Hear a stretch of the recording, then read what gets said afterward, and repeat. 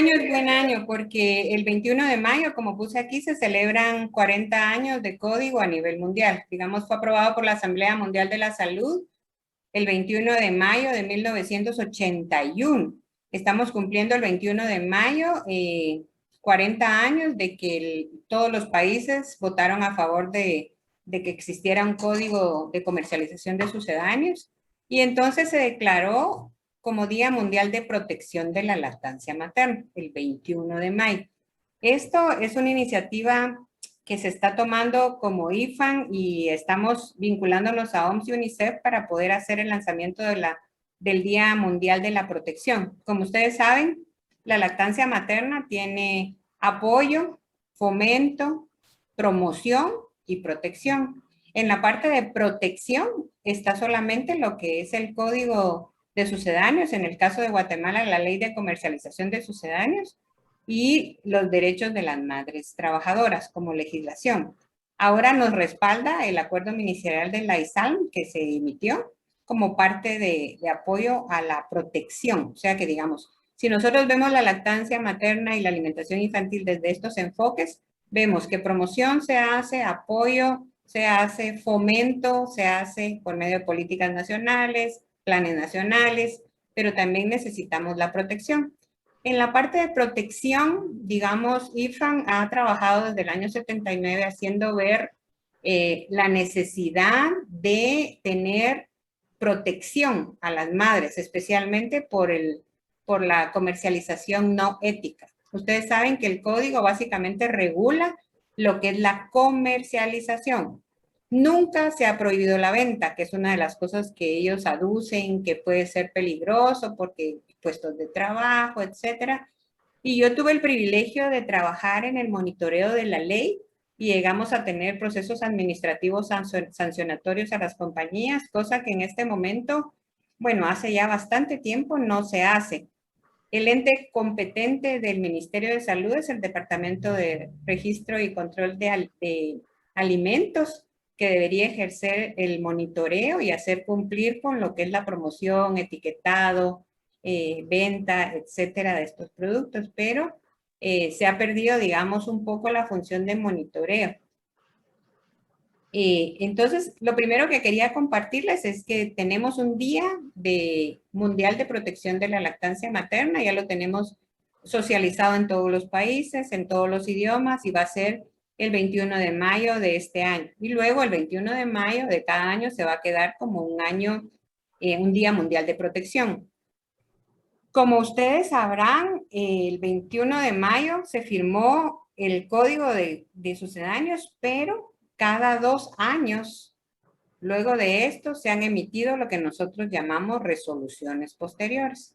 Las resoluciones posteriores están muy bien resumidas en el documento que yo les menciono, porque está desde el año 94, cada año que se ha emitido una resolución, hay una recopilación, donde las más importantes han sido el no suministros gratuitos, no asumir propiedades saludables de los alimentos que no son, no idealizar productos de alimentación infantil, la ampliación hasta los 3 años como parte importante.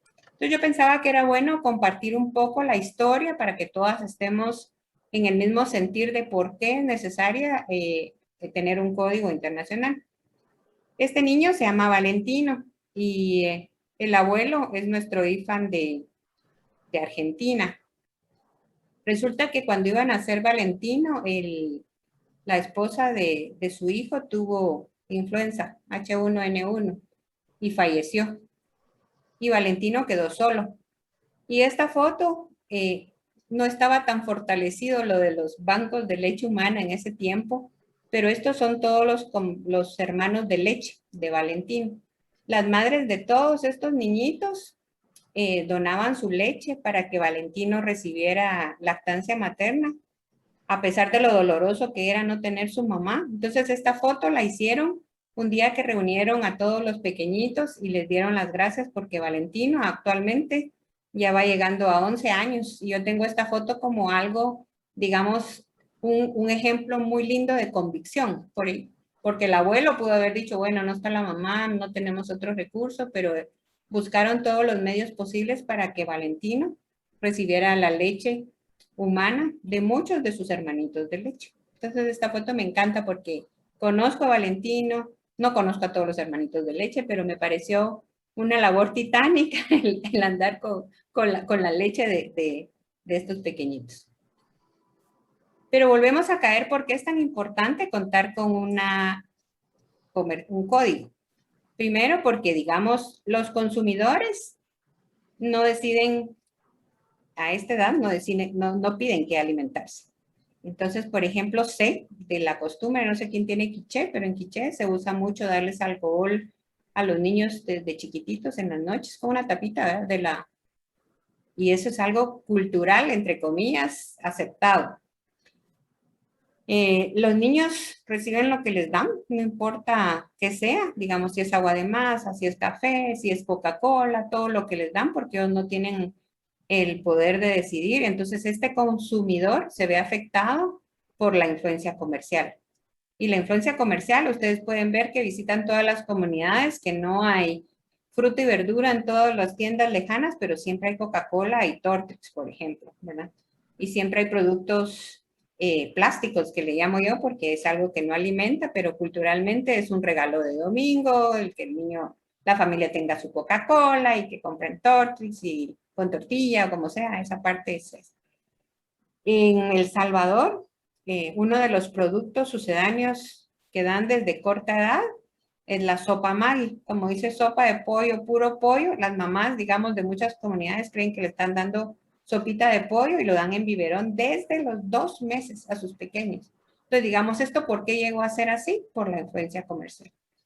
Cuando ustedes piensan, por ejemplo, Carmen, que me está escuchando ahí, que es la que veo que tiene cámara. Si yo te digo, ¿en qué restaurante quisieras comer hoy? Si pones tu micrófono, ¿qué primer lugar que llegó a tu mente? Pues aquí hay un restaurante donde vivo, que es un ¿Cómo se municipio llama? cercano a la Antigua, que se llama El Pescador. El pescador. ¿Y por qué pensaste tú en el pescador? Porque venden un buen pescado frito. Es bien Ujú. deliciosa la comida de ahí. ¿Y cómo hacemos nosotros que esa idea llegue a tu mente y sea el primer producto que se ocurra? Por ejemplo, a Delis, si yo le digo que me diga la marca de un perfume, ¿cuál me diría? El primero que venga a tu mente. Nina Ricci. Nina Rich. Bueno, le viene a la mente. Y Nidia, por ejemplo, si yo le digo una marca de un reloj. Gucci. Gucci, imagínense, es algo inmediato. Entonces, por ejemplo, cuando las madres van a consulta de prenatal y hay anuncios de fórmulas infantiles, ella no se fijó si estaba bien escrito o no, pero ese mensaje queda grabado. Todos los mensajes que tienen imágenes que idealizan la alimentación queda grabado. Ese top of mind o lo que está en mi mente en este momento conduce muchas de mis conductas a veces sin pensar. Entonces, digamos, la influencia comercial, ustedes mucho han escuchado de los mensajes subliminales, cómo es que llegan a la mente, el posicionamiento en la esquina superior derecha, la mezcla de colores, todo tiene un impacto visual para que nosotros seamos francamente consumidores de esos productos. Y una cosa que yo siempre menciono es que los padres y madres quieren siempre lo mejor para sus hijos, siempre. Los papás creen que el hecho de perder su maíz y darles Tortrix es mejor para sus hijos, porque ese está vitaminado, entre comillas. Y uno diría, no, no puede ser, sí, puede ser. Nosotros seguimos con patrones alimentarios de malnutrición en las comunidades y aún en la periferia y en la ciudad tenemos hábitos poco saludables de alimentación. Y eso se ha perdido, digamos, la importancia que tiene la lactancia materna. Entonces, cuando un bebé nace, ya tiene sus sellos. Ya nace, digamos, qué incubadora, qué cama, qué mecedora, qué silla del carro, cuál marca van a ser las pachas. Todo está como rodeando el mundo de comercialización y no nos damos cuenta porque nosotros somos consumistas de naturaleza y estamos adquiriendo productos y pensamos en lo mejor que ha llegado a nosotros y a veces sin pensarlo. Ustedes han visto cómo es posible que cuando van en el auto los niños identifican McDonald's y Pollo Campero así. Ni siquiera hay que decirles nada. Ellos es parte del proceso de la convivencia y puede ser mucho de los hábitos que les inculcamos nosotros. Entonces, vamos a hablar un poco de cómo el código de sucedáneos fue emitido. Esto es algo que me gusta compartir porque, por ejemplo, la doctora Cicely Williams era una pediatra que trabajaba de voluntaria en Singapur. Singapur no era la potencia mundial que es ahora, en el año 39. Y ella en una conferencia del Club de Rotarios mencionó esto. La propaganda engañosa sobre alimentación infantil debería ser castigada como la forma más criminal de sedición y esas muertes deberían ser consideradas como asesinatos. ¿Ustedes imaginan en el año 1939 una pediatra en un club rotario donde las mujeres no sobresalíamos en ninguna de las profesiones, donde era mujer que no teníamos opinión, decir esto? Fue impresionante. Entonces, algo admirable de la época porque ahora, digamos, hay muchas mujeres líderes políticas, ecología, en el área de salud, etcétera. Pero retrocediendo al tiempo, esto era así como increíble. Y entonces ella catalogó esas muertes como asesinatos. Imaginen la revolución que causó. Y entonces, ¿cómo nosotros llegamos al código? En los años 60 y 70 se llamó la atención a la disminución marcada de las tasas de lactancia materna en todo el mundo. Incluso Guatemala, en comunidades como Zumpango, bajó la lactancia materna a 5 meses. Estoy hablando del año 60 a 70, con estudios documentados. Y entonces hubo una creciente preocupación acerca de las prácticas inapropiadas de comercialización como parte de esta gran disminución. La lactancia en Estados Unidos declinó a la mitad entre los años 46 y 55, que es donde está medido, y en el año 67 solo el 25% de los recién nacidos eran amamantados. Estamos hablando de un 25%. Hubo también personajes importantes como los doctores Yelif, que trabajaban en Jamaica, y ellos acuñaron un término que sigue estando vigente, que se llama malnutrición comerciogénica, cuyo origen era el comercio. En esto yo estoy también como parte de la Universidad Galileo, delegada ante la Comisión de Crónicas, y se hizo un grupo de trabajo de los alimentos ultraprocesados, y no sabíamos cómo catalogar el nombre de estos productos porque no es comida chatarra, no es alimento chatarra, porque lo que tienen es menos de alimento y de comida.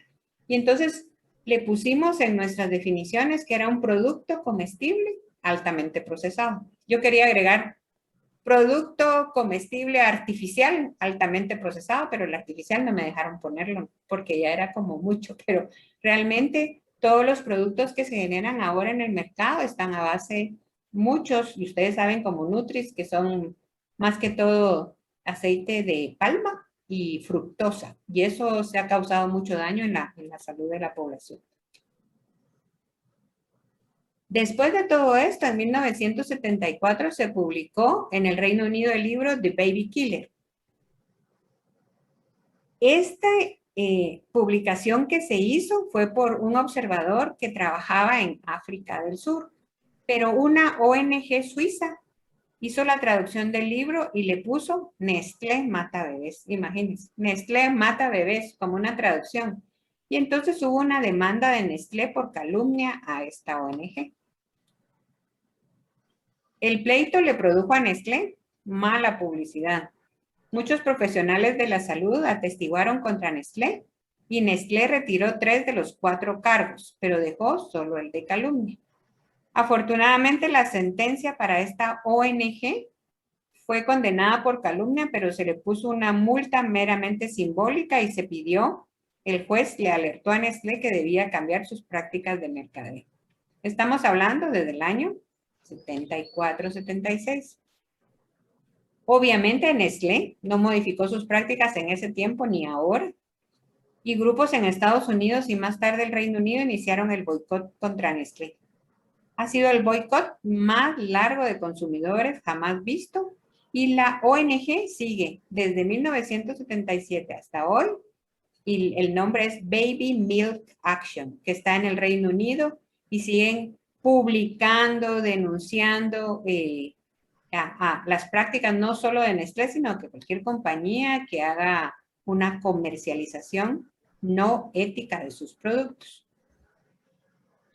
En el 78 se inició un pleito de accionistas contra Bristol Myers, que antes era propietaria de Mead Johnson, y esta acordó cesar toda la publicidad de leches para bebés dirigidas a consumidores.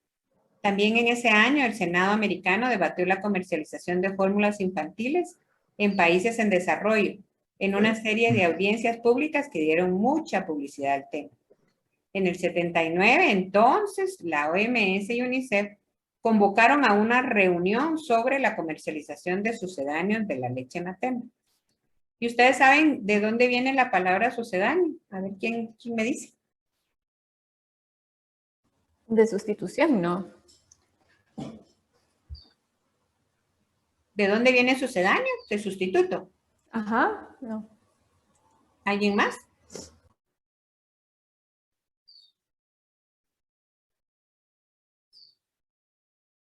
Se utilizó la palabra, Andrea, se utilizó la palabra sucedáneo porque no hay sustituto de la leche materna.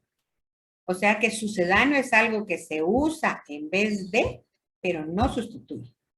Porque digamos, hasta la fecha no hay nada. En inglés se usa substitutes, pero la traducción es sucedáneo, que quiere decir cualquier producto que se use en vez de la leche humana, pero no lo sustituye. Se usa en vez de.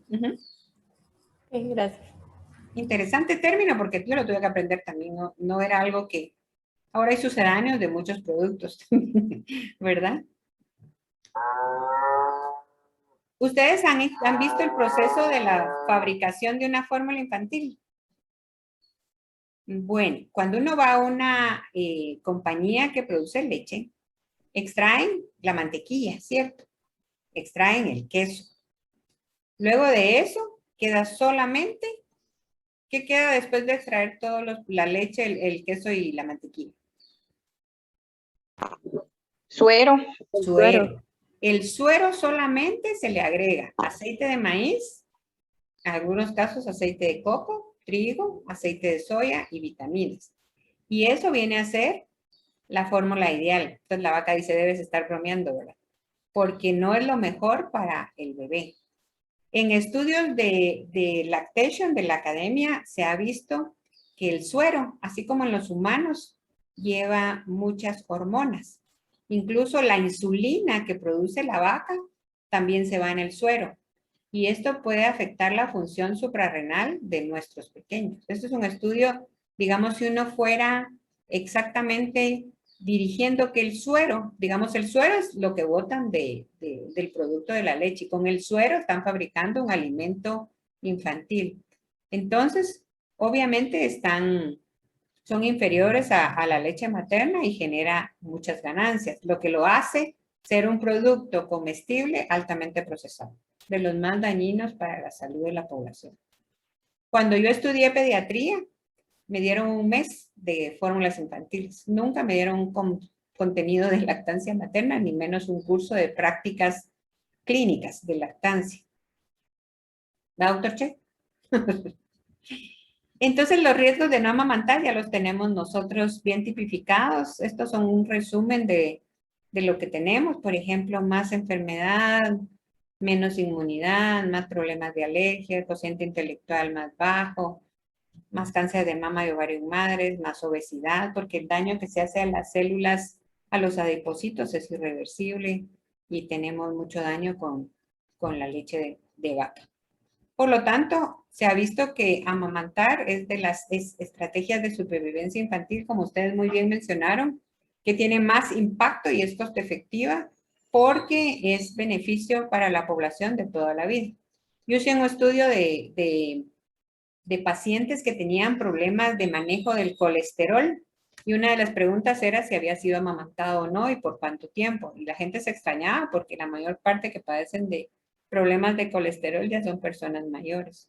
Pero se cree que las personas que no reciben leche humana no tienen un mecanismo de manejo tan exacto del colesterol porque lo prepara para eso. Entonces, todas estas complicaciones de enfermedades crónicas también están vinculadas a no amamantarse. En la reunión de octubre que les mencionaba, se hicieron 4 grupos. Uno lo conformaban los gobiernos de los países que están signatarios de todas las asambleas mundiales de la salud, un grupo de científicos, un grupo de la industria que sí participó, y entre las ONGs estaba IFAN también desde el año 79. En esta reunión de octubre del 79 se declaró al final, como siempre se hace un resumen de cada asamblea y los enunciados en la declaración y recomendaciones, se puso que era responsabilidad de la sociedad el promover la lactancia materna y proteger a las mujeres embarazadas y madres lactantes de cualquier influencia que pudiera interrumpirla. Ahora tenemos un crecimiento aceleradísimo. Por ejemplo, en Costa Rica, las fórmulas para madres y el DHA, porque le dice que la mamá que está embarazada y la lactante tiene que tomar fórmula con DHA para mejorar el desarrollo cerebral de sus bebés y su visión. Están ya comercializando, que están fuera del alcance del código, pero es una estrategia que se utiliza como marca para fidelización de las madres. Las prácticas malas de alimentación son en gran medida de la mano de los comerciantes, ¿verdad? No solo del mundo en desarrollo. Nosotros, de hecho, en países como Guatemala tenemos el mayor impacto de esta poca protección. Entonces, allí estamos hablando del año 79. Se recomendó que debería existir un código internacional de comercialización de fórmula infantil y otros productos usados como sucedáneos de la leche materna, apoyado tanto por los países exportadores como los importadores y cumplido por todos los fabricantes. No debería existir comercialización o disponibilidad de forma de infantil. Antes se llamaba alimentos de destete, que ahora ya cambió, ¿verdad? A menos que las prácticas de comercialización estén de acuerdo con la legislación internacional o con el COVID. ¡Wow! Pasaron 18 meses desde esta reunión del 79 para que estos 4 actores elaboraron 4 borradores y al fin, en la Asamblea Mundial, 2 años después de 1981, fue adoptado, que es lo que estamos celebrando este 21 de mayo, los 40 años. Ahí recomendaron emitir un código internacional y en esa, la recomendación era que cada país hiciera su propia legislación. Pero, ¿qué instrumentos se pueden adoptar en la Asamblea Mundial de la Salud? Se pueden adoptar 3. Una convención, que se llama así, como la Convención de los Derechos del Niño, por ejemplo, requiere 2/3 de los votos, debe ser ratificada dentro de los 18 meses y se vuelve obligatoria desde que se emite. Un reglamento que requiere simple mayoría se transforma en obligatorio cuando la Asamblea Mundial de la Salud informa a los Estados miembros de su adopción, aunque un Estado miembro puede rechazarlo en parte o totalmente. Ese es un reglamento. Una recomendación que no tiene un estatus legal obligatorio de una convención o reglamento, pero implica un peso moral y político. ¿Cuál de estos 3 creen que en qué categoría cayó el código?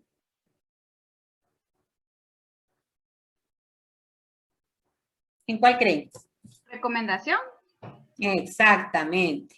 Nos quedó en una recomendación cuando implica un peso moral y político, que es lo que menos tienen nuestros gobiernos de América Latina. Lo moral, ético y lo político es vergonzoso. De toda la región, no hablo solo de Guatemala. Entonces, el borrador estaba como recomendación o reglamento, pero decidieron que fuera una recomendación. Estados Unidos solo lo aprobaba si era una recomendación, no si era un reglamento. Entonces, en ese día, el 21 de mayo de 1981, hubo 118 votos a favor, 1 en contra, Estados Unidos. Y qué raro, porque en Estados Unidos estaban las compañías más grandes productoras de la región de fórmulas infantiles. Y 3 abstenciones. Entonces, el estatus del código quedó como una recomendación.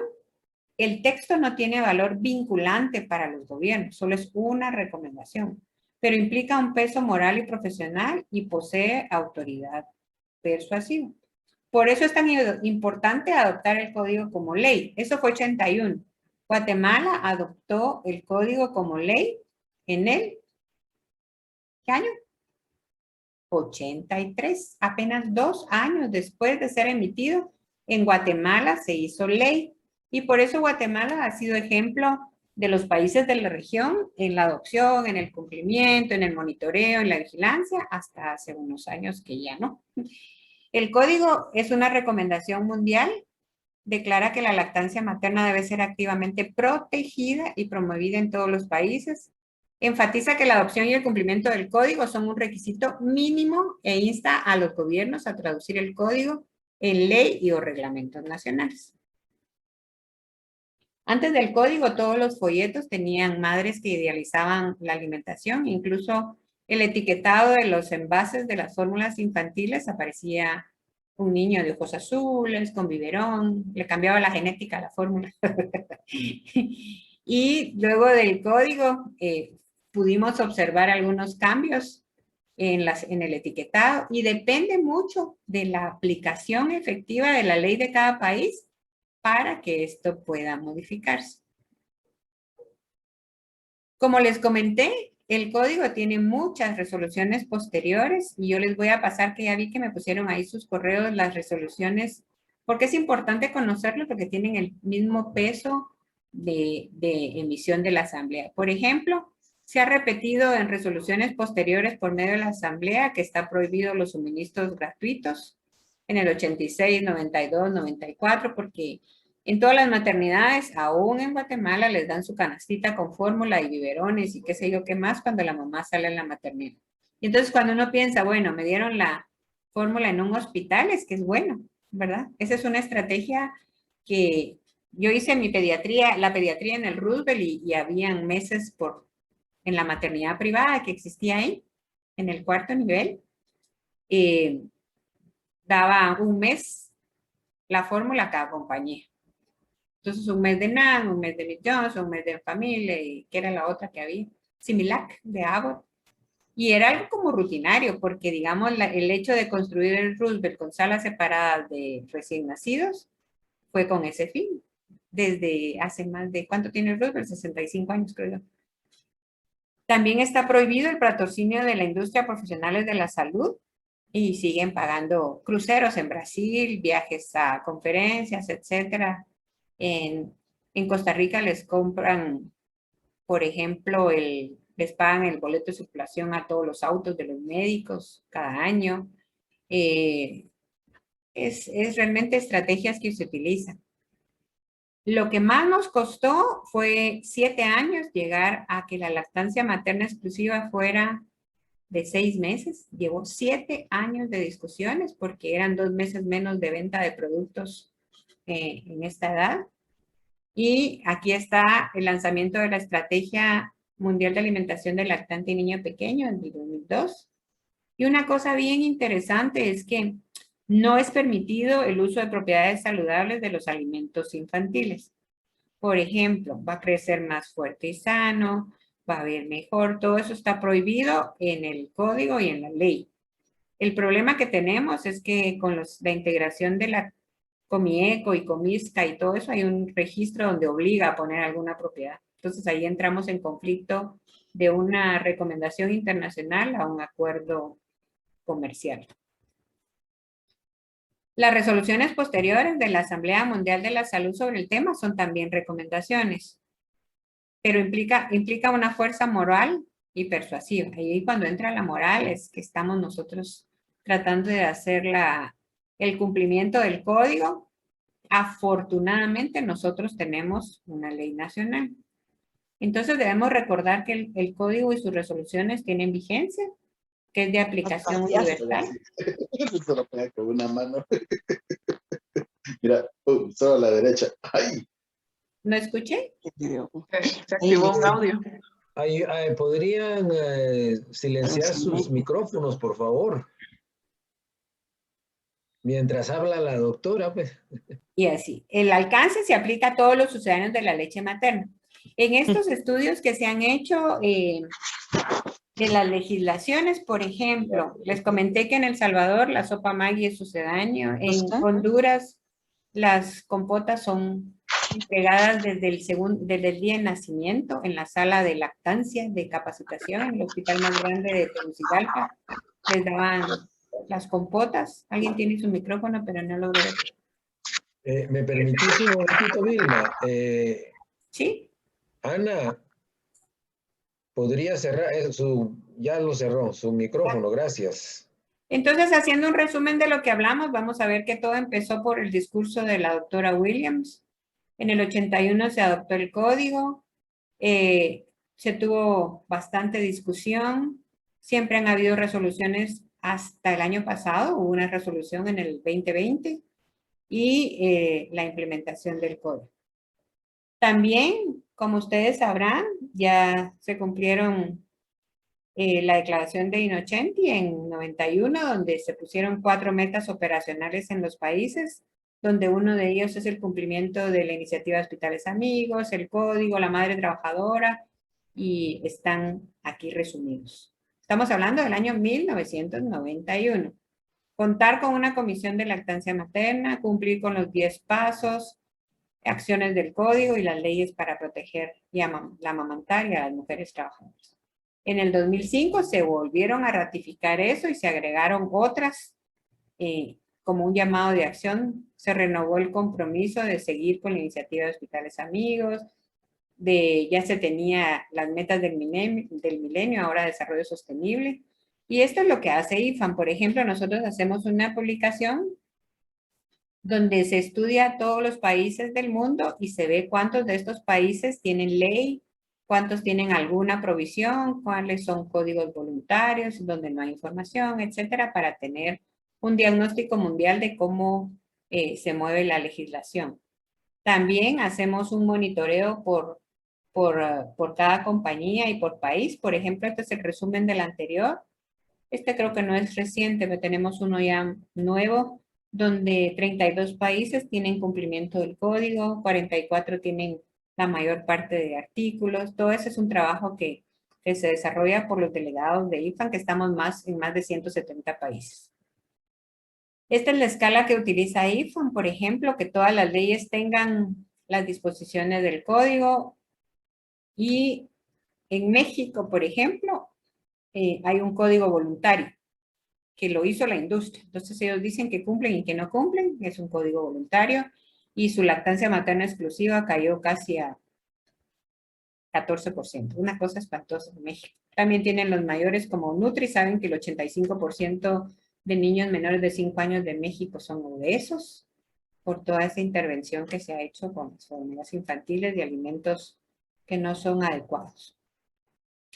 El boicot continúa contra Nestlé, sigue siendo fuerte y hacemos publicaciones, hacemos marchas ante la Cámara de Reunión en Ginebra. La verdad es que es un movimiento en contra de esto.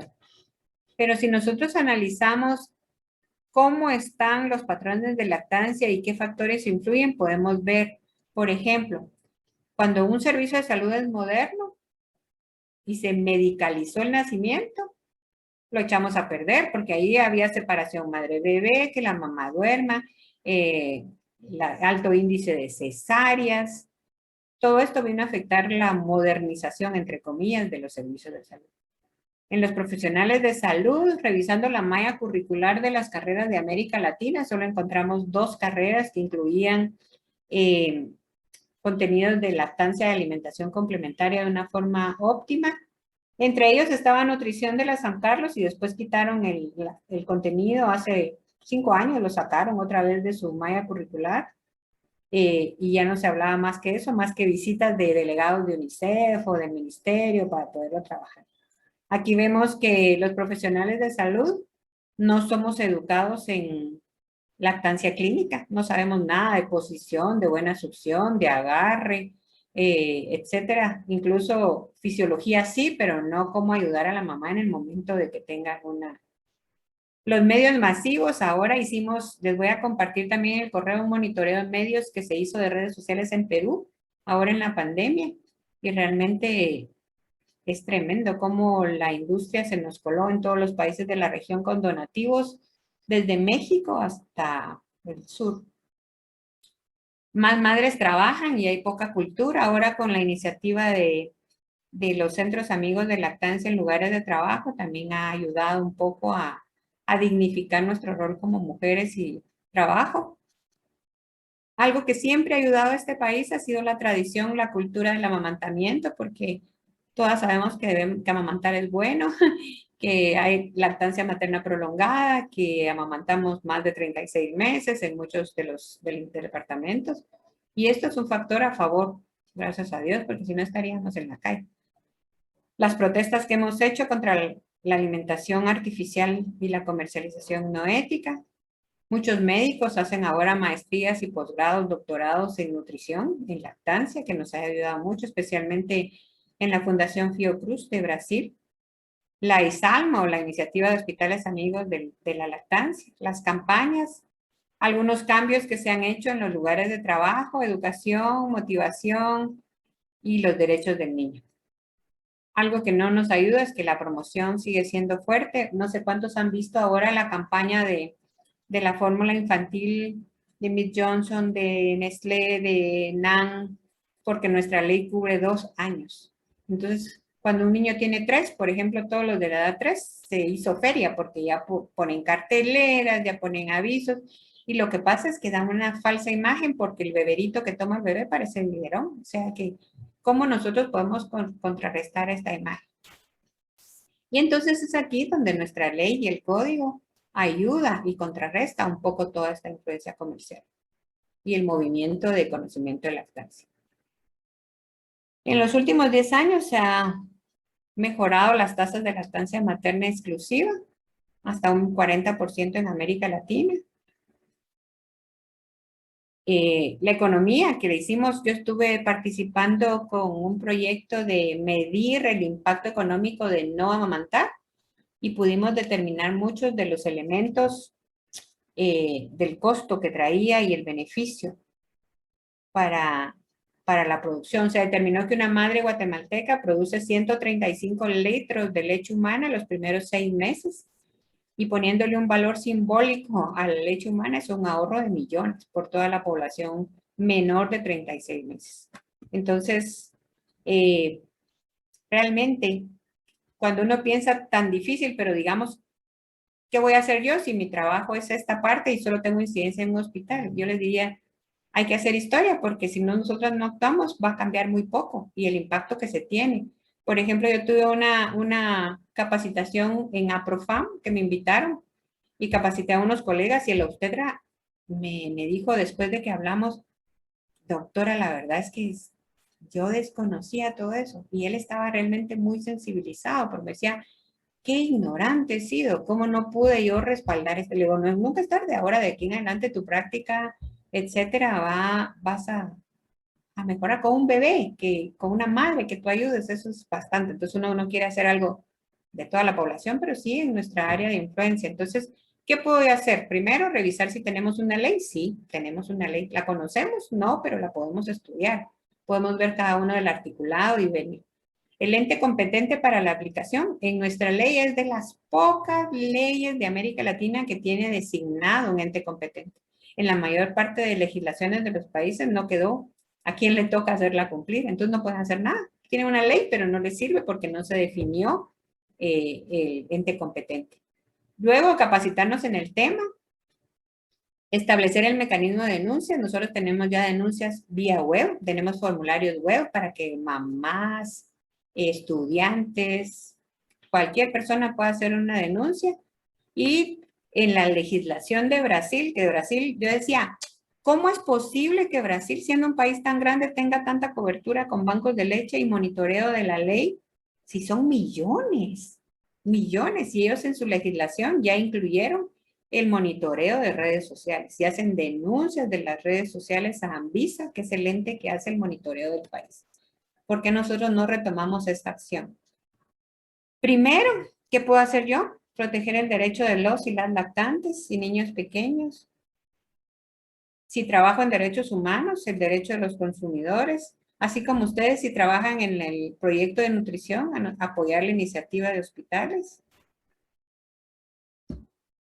Si yo estoy en un programa perinatal y programas de la niñez, bancos de leche humana, también puedo hacer incidencia. Si trabajo en seguridad alimentaria y nutricional, también. Si estoy delegada en emergencia y desastres y situaciones de emergencia también. Este documento de la guía operativa para personal en emergencias se elaboró también de forma integrada y tenemos una versión actualizada del 2017. Si, digamos, yo pertenezco a una asociación profesional, ¿cómo puedo yo actuar? ¿Qué puedo apoyar? Si estoy en una universidad, por ejemplo, en Galileo, que yo he estado de decana de la Facultad de Salud ya los últimos 18 años.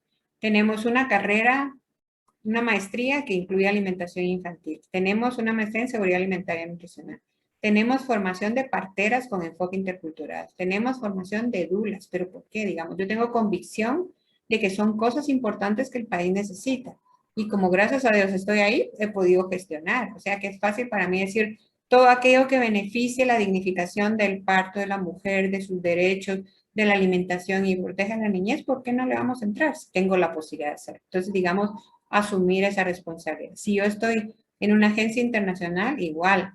Si me toca estar del lado del gobierno, igual. O sea que nosotros podemos hacer un cambio de muchas de las cosas y actuaciones con convicción, no solo por salir del paso. Yo creo en eso. Entonces es más fácil para mí ejecutar y planificar algo que yo creo, aunque nos hemos metido a líos tremendos, porque lo que es la ley es bien difícil.